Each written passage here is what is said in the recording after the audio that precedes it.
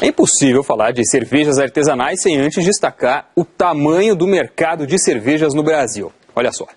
De acordo com a Associação Brasileira de Bebidas, a ABRAB, o Brasil produziu 13 bilhões e 700 milhões de litros de cerveja no ano passado. Isso coloca o país entre os 3 maiores mercados do mundo.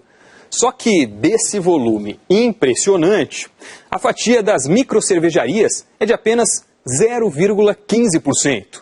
São consideradas microcervejarias aquelas que produzem até 1 milhão de litros da bebida por mês. Só a título de comparação, a Ambev, maior cervejaria do Brasil, produz esse mesmo volume por hora.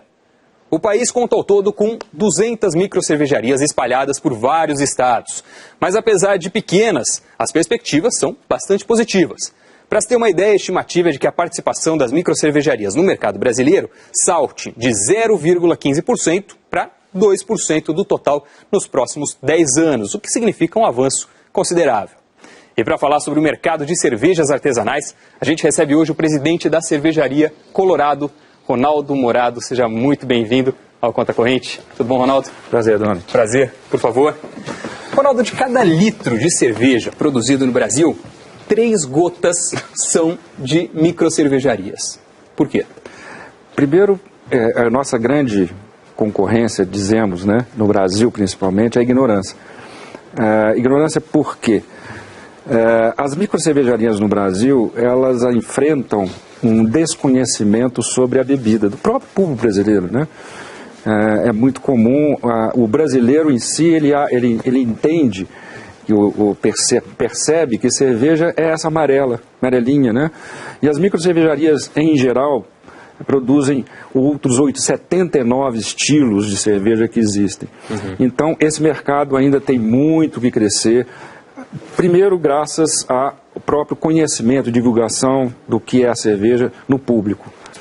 Como funciona o passo a passo de produção de uma cerveja artesanal na comparação com a produção de cervejas tradicionais? Em geral, nós estamos falando aí de pequenas empresas, né, que têm uma estrutura ainda bastante rudimentar. A maioria delas começa com um empreendimento familiar.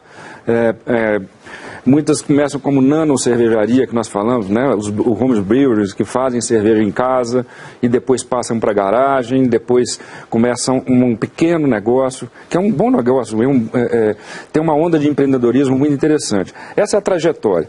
Mas uma cervejaria chamada ou considerada artesanal ou micro-cervejaria são geralmente aquelas que ainda estão um processo muito manual, dependem muito de mão de obra e o seu processo é pouco automatizado.